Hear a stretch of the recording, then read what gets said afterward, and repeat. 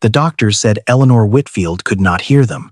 They said it the way medical professionals say things they are reasonably certain of, but not entirely willing to put in writing with a particular quality of confidence that leaves just enough room for revision. They said her brain activity suggested minimal awareness. They said the stroke had been severe. They said her family should be prepared for a range of outcomes, which was the clinical way of saying they should be prepared for the worst while hoping, without much basis, for something better. Eleanor heard every word. She heard the doctors. She heard the nurses who changed her IV line and discussed their weekend plans in the comfortable assumption that she was not present enough to register them. She heard the hospital administrator who came to discuss insurance coverage with a briskness that made clear he was already thinking about the next room on his list. And she heard her children, Clifton, Diane, and Thomas, in the various registers they used depending on whether they believed anyone important was listening. She could not move her body in any meaningful way. Her right hand had a small and unreliable range of motion. Her voice was gone entirely. The stroke had taken it cleanly, like a key removed from a lock, and what remained was the lock itself intact, functional, and entirely useless without the thing that had been taken. She was 78 years old. She had run a real estate portfolio worth 9 figures. She had chaired 3 nonprofit boards, attended 4 presidential inaugurations, and been written about in publications that her own mother would not have been permitted to enter through the front door. She had done all of this by maintaining absolute control over every room she walked into. She had never in her life been so completely without control. And so she listened, because listening was what she had left, and Eleanor Whitfield had not survived 78 years by wasting what she had. The argument started on the second day, while she was still in the ICU and the machines were still doing a portion of her breathing for her. She could not see them. They were in the hallway outside her room, speaking in the lowered voices of people who understood, on some level, that the place they were standing was not appropriate for what they were discussing. But the hallway was not far and the door was not fully closed, and Eleanor had always had excellent hearing.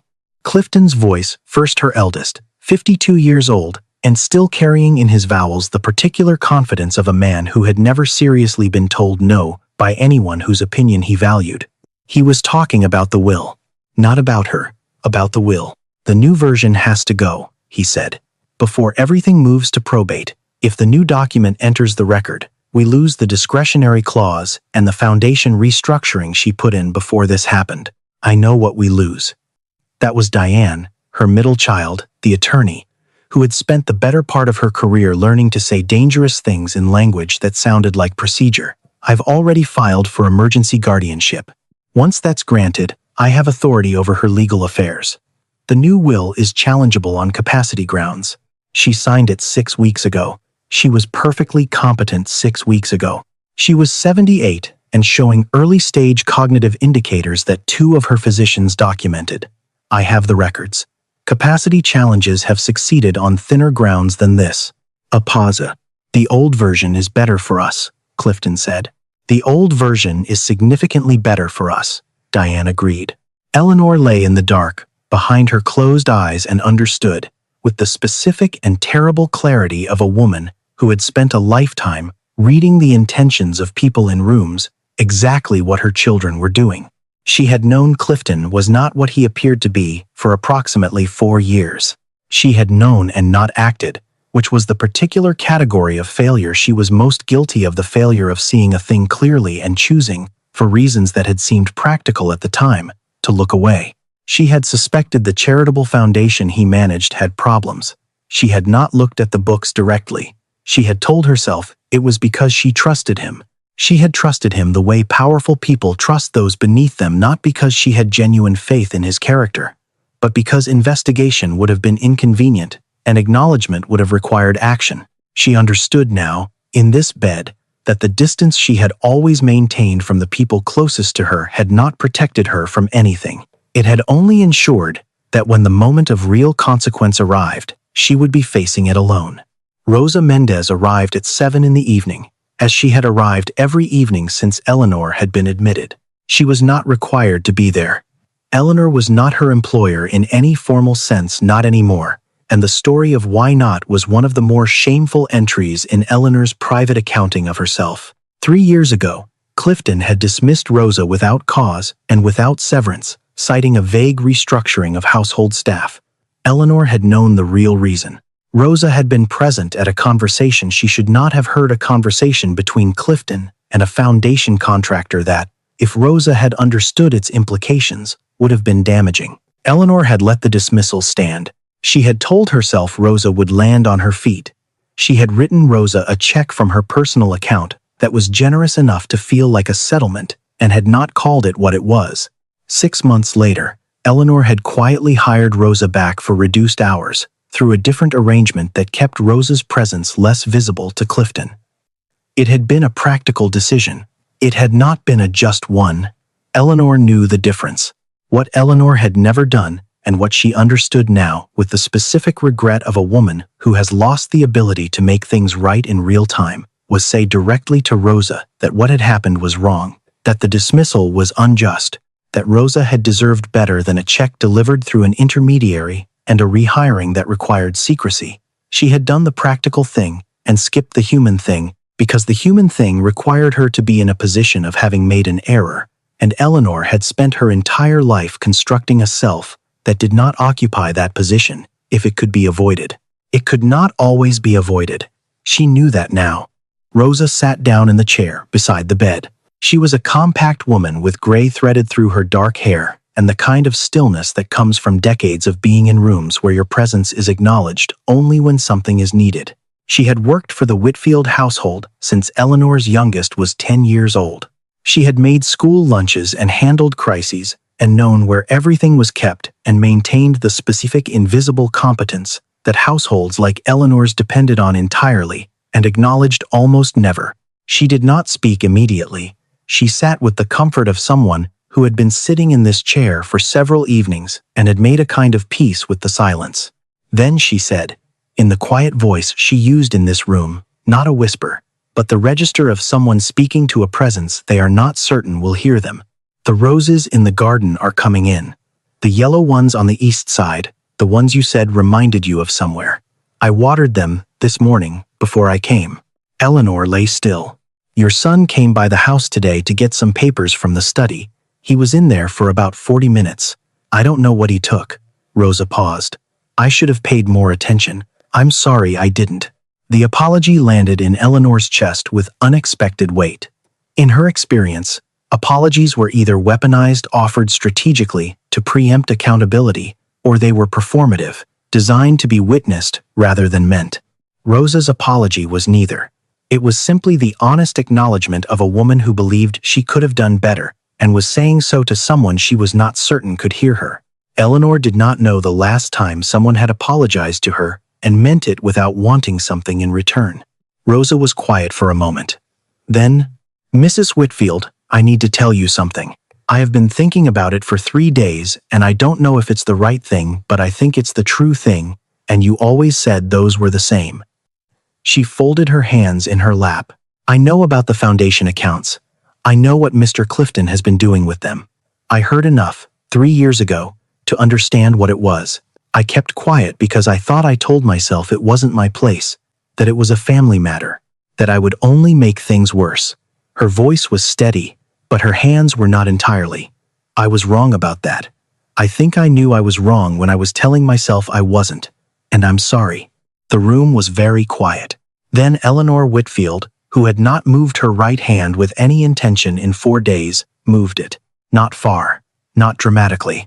The fingers curled slightly against the blanket, a motion so small that a nurse doing a routine check might have recorded it as involuntary. But Rosa was not a nurse, and she had sat beside this woman for enough evenings to know the difference between a body doing something and a person doing something. She looked at Eleanor's hand, then at Eleanor's face. Can you hear me? Rosa said. The fingers moved again. The days that followed had a dual quality that Eleanor suspected she would carry with her for the rest of her life, the experience of being entirely present and entirely helpless simultaneously, watching the machinery of her own undoing operate in close range while being unable to touch any of it. Diane's guardianship petition moved through the court with the efficiency that Diane had always brought to legal proceedings she controlled. Eleanor's own attorney, a careful man named Gerald, who had handled her affairs for 20 years, was not informed of the petition until it had already been filed. By the time Gerald appeared at the hospital to speak with Eleanor directly, Diane was already present with her own counsel and a framework of procedural objections that made direct communication between Eleanor and Gerald a complicated and supervised affair. Clifton came each morning with the performance of devoted concern that Eleanor now watched with the detached attention of someone studying a technique. He sat by her bed and spoke to her in the gentle, slightly elevated volume people use with the elderly and the unwell, and he talked about the Foundation's upcoming gala and the progress on the Westchester development and other topics designed to project the image of a son keeping his ailing mother abreast of the family business. He touched her hand. He brought flowers. He asked the nurses questions about her progress that were structured to gather information rather than express feeling. He did not know she was listening. Thomas came differently. He came on the fourth evening, alone, without flowers or documents or the particular busy energy his siblings carried like a professional accessory. He came in quietly, sat down in the chair Rosa, usually occupied. Rosa had stepped out to get coffee and was silent for a moment in the way of someone who has come to say something and is deciding how to start. "I'm not going to talk about the will," he said. "I know that's what everyone else is talking about. I don't. I'm not here for that." He was the youngest at 44, and he had always been the one Eleanor understood least. He had wanted to be an artist in a family that valued acquisition. He had wanted to make things in a household organized around the accumulation of things. Eleanor had managed his ambitions the way she managed most things that didn't fit her categories, by funding them at a level that kept them contained and expressing interest at a frequency that satisfied the minimum requirements of maternal engagement. She had not been cruel to him. She had been insufficient, which was a different category of damage and one she was only now, at 78 and largely immobile, beginning to account for honestly.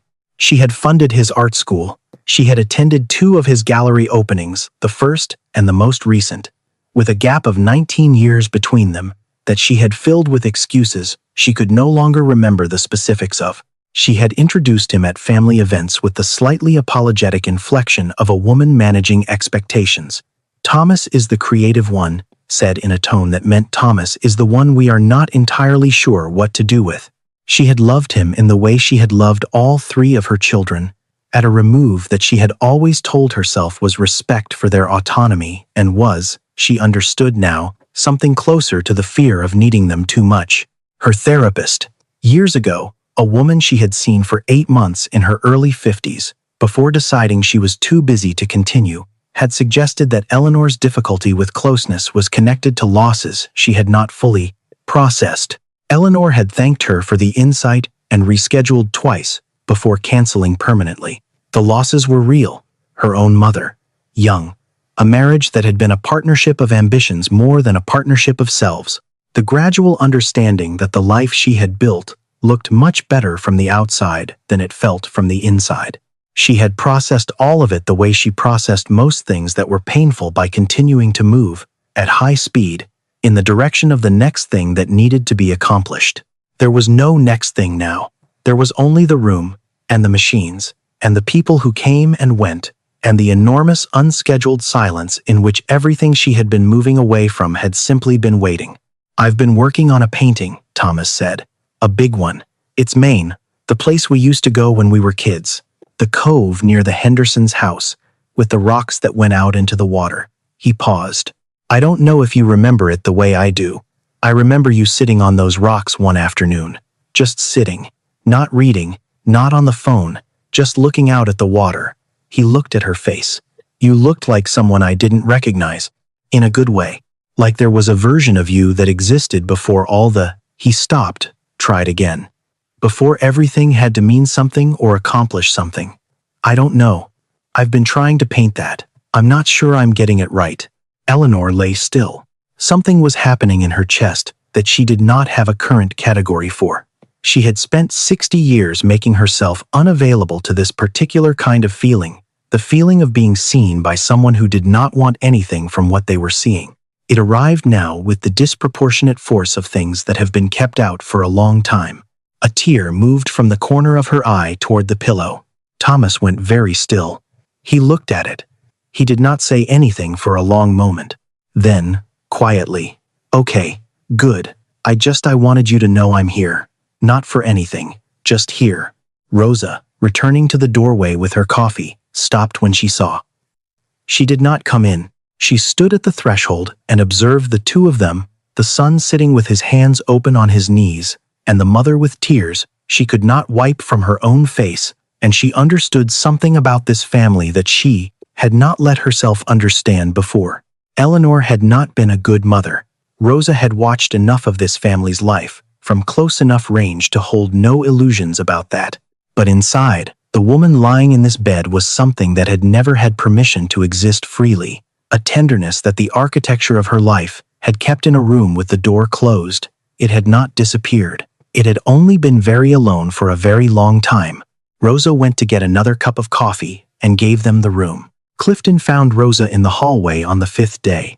He did it the way he did most things he was not proud of, efficiently, without preamble, in the tone of a man who has decided in advance that the outcome of a conversation is not in question. He told her that her presence at the hospital outside of any formal arrangement was irregular. He told her that her continued involvement with his mother's care was not something the family had authorized. He told her, in language that was careful enough to be deniable and clear enough to be unmistakable, that there were aspects of her immigration history that his attorney had looked into, and that it would be a shame for complications to arise at this stage of her life over a situation that could be very simply resolved. Then he told her what simple resolution looked like. It looked like Rosa accepting an envelope he would have his assistant deliver to her that afternoon, and Rosa returning to her own life, and Rosa not being present in this hospital or in any legal proceeding connected to Eleanor Whitfield's affairs. Rosa listened to all of this without interrupting. She had the quality of stillness that comes not from passivity, but from a person who has decided in advance not to give a particular situation more energy than it deserves. When Clifton finished, she said, "Are you done?" He blinked. "I'm offering you. I heard what you offered." She looked at him with the direct, unhurried regard of someone who has been underestimated so many times it has stopped having any effect. "I've worked in your mother's house since you were 29 years old. I've seen what kind of man you are for a long time." She paused. "I'm not leaving." Clifton's expression moved through several things.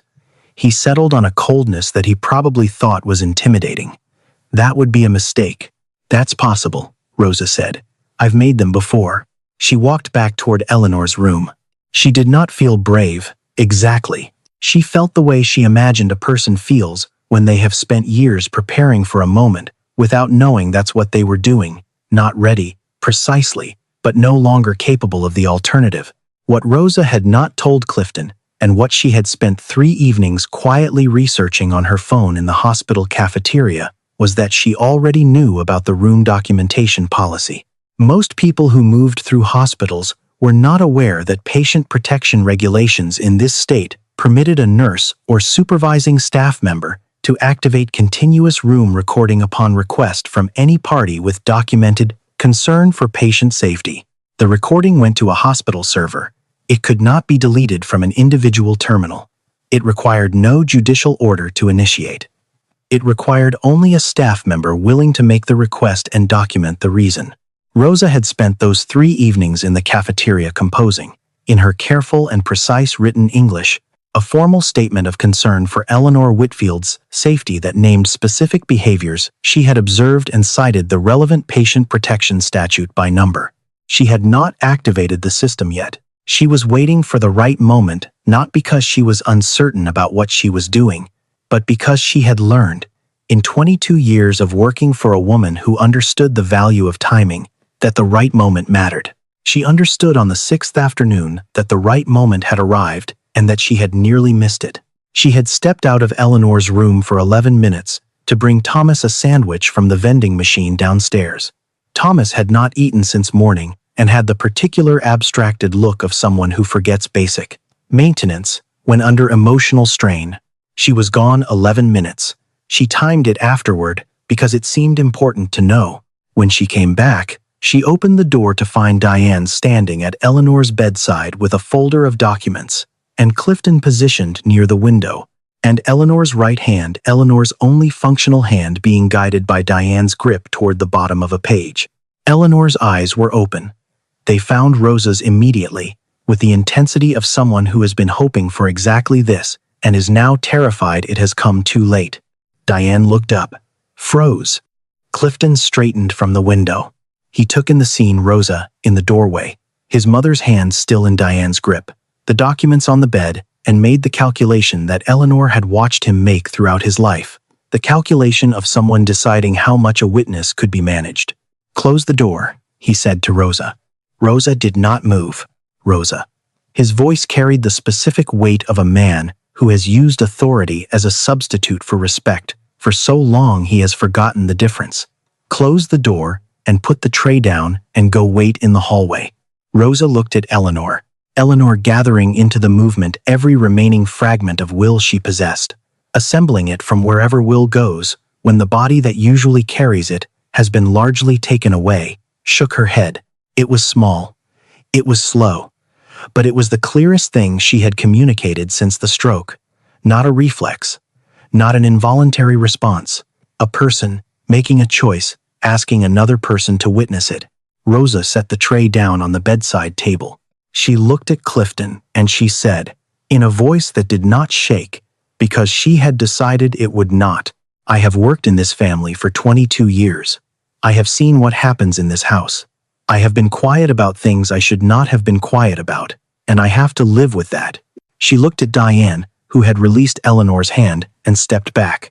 "I am not quiet anymore." She walked out of the room, not away, toward the nurse's station, where she placed in front of the charge nurse the written statement she had been carrying in her cardigan pocket for 2 days, and where she asked, by name and by statute number, for the activation of the room documentation system for Eleanor Whitfield in room 412.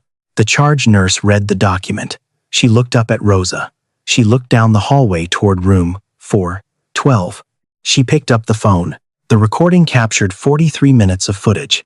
It captured Clifton instructing Diane on which page required Eleanor's hand placement. It captured Diane's grip on Eleanor's wrist and the angle at which Eleanor's hand was being positioned.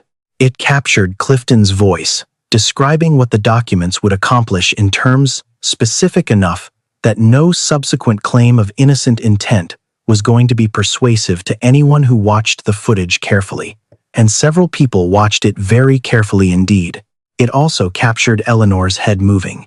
It captured the small, deliberate, unmistakable shake that she had directed at Rosa in the doorway, a communication so clear that the neurologist, who later reviewed the recording, revised his assessment of Eleanor's awareness level upward by a significant margin, and noted in his amended report that the patient had demonstrated purposeful, goal-directed communication consistent with intact cognitive function. Eleanor had been present the entire time. She had always been present. They had simply decided, for their own convenience, that she was not. Gerald, Eleanor's attorney, was in the building within 2 hours of being called. He had, as it turned out, been keeping the original executed copy of Eleanor's new will in his personal safe rather than the firm's general files, at Eleanor's specific instruction, given 6 weeks before the stroke. The instruction, Eleanor had apparently told him at the time, was a precaution against a situation that she had hoped would not arise. She had known.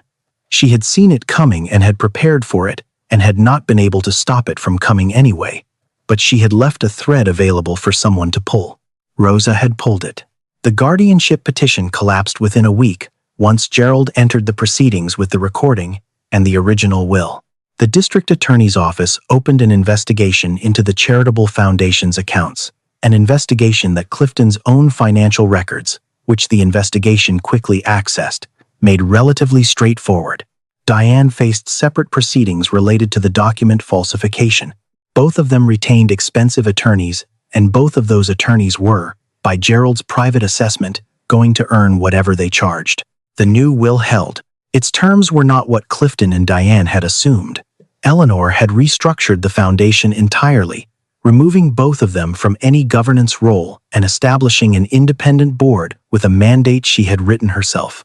She had left Thomas a substantial inheritance without conditions, which was the first time in his life he had received anything from his mother that did not come with a framework for how it should be used. She had left the house in Connecticut to a land conservation organization she had supported for 15 years. And she had left Rosa Mendez an amount that Gerald told Rosa about in a private meeting, during which Rosa sat very still for a long moment and then said she was going to need a few minutes, and Gerald told her to take as long as she needed and went to find coffee. There was also a letter. It was handwritten, dated 7 weeks before the stroke, on Eleanor's personal stationery. Gerald had been instructed to deliver it to Rosa directly and privately when the time was appropriate. He judged, given everything, that the time was now appropriate. The letter was not long. Eleanor had never been a person who used more words than she believed a situation required. It said, "3 years ago, I allowed something to be done to you that I knew was wrong and that I had the power to prevent. I told myself there were practical reasons. There were no reasons. There was only the particular cowardice of a person who has confused managing consequences with doing the right thing for so long that she has lost the ability to tell them apart. I have tried to understand why I am better at protecting what I have built than protecting the people who helped me build it. I have not arrived at an answer that satisfies me. What I know is that you gave this family more than this family deserved, for longer than anyone had any right to ask, and that you did it without being asked, and without complaint, and with a dignity that I have not always matched. This is not an apology, because an apology is something I say, and what I owe you is something I do. Consider this a beginning." Eleanor remained in the hospital for 6 more weeks. Her recovery was slow and partial, and the neurological team was careful about projections, which Eleanor understood by now to be their way of acknowledging they were not entirely certain what they were dealing with. Her voice did not return in full. It returned in fragments, words, then short phrases, the longer constructions still requiring effort that exhausted her. She worked with a speech therapist every afternoon with the focused determination of a woman who has decided that partial is not the same as finished. She communicated, in the meantime, with a letterboard, a laminated sheet of the alphabet that she and Rosa had developed a shared shorthand for over the course of 3 weeks of practice. On a Thursday afternoon, in late October, she spelled out a message for Thomas, who was sitting in the chair beside her bed with a sketchbook open on his knee. He read it. Then he read it again. It said, "Maine, tell me more about the painting." Thomas looked up at his mother's face. She was watching him with the particular quality of attention he had spent most of his life trying to earn, and had mostly given up on the attention of a person who is genuinely interested in the answer, who has set aside for the moment every other thing they usually carry, who is simply present. "It's not finished," he said. She looked at him steadily. "Okay," he said. "I'll bring it." He brought it the following Sunday, the canvas wrapped in a moving blanket, too large to fit through the door easily, requiring a small negotiation with the nursing staff that Thomas handled with the polite persistence he'd always applied to situations where he wanted something enough to push through being uncomfortable about asking. He set it up on a chair across from Eleanor's bed, unwrapped it, and stepped back. It was the cove in Maine, the rocks going out into the water, the particular flat gray of a New England afternoon sky that manages, somehow, to be beautiful rather than gloomy. And on the rocks, a figure small, viewed from behind, seated and looking out at the water. Not a portrait. Not detailed enough for that, but something in the posture, in the way the figure occupied the space between the rocks and the horizon, that communicated a thing words would have had to work harder to say. Eleanor looked at it for a long time. Rosa was in the corner of the room, sitting in her chair with a cup of tea cooling beside her. She was not there because anyone had asked her to be there. The formal arrangements of her employment had changed. Gerald had handled the practical details, and there was now a real structure, a real salary, a real acknowledgement of what her role actually was. But Rosa would have been in this room, regardless of the arrangements. She was there because she chose to be, which was the only reason she had ever been there, and she saw no reason to change it. Eleanor reached her right hand out, with the slow and deliberate movement that was still the fullest expression of physical intention available to her. She pointed at the painting. Then she pointed at Thomas. Then she pointed at herself. It was not complicated as communications go, but Thomas understood it, and his face did the thing that his mother's face had been doing more frequently in the past several weeks, the thing where the expression shifted and whatever had been kept in that closed room was briefly, quietly, completely visible. He pulled his chair closer to her bed. Rosa picked up her tea. Outside the hospital window, the October light was doing what October light does in the northeast, going golden and sideways, finding angles that weren't available at any other time of year, making ordinary things look briefly extraordinary. Eleanor Whitfield lay in her bed and listened to her son describe the painting.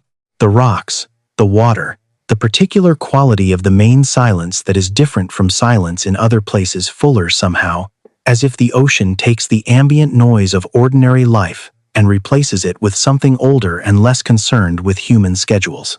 He described the light he had been trying to capture for 3 months, the way it came off the water in the late afternoon at an angle that made the whole cove look briefly suspended between two states of being. He described the figure on the rocks, how he had painted it a dozen times and kept returning to it because something was never quite right. And then one morning he had stopped trying to make it perfect and had simply let it be what it was.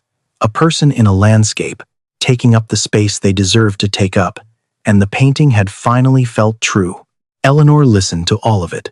She did not perform interest, or manage the conversation toward any outcome, or calculate what any of it meant for anything else.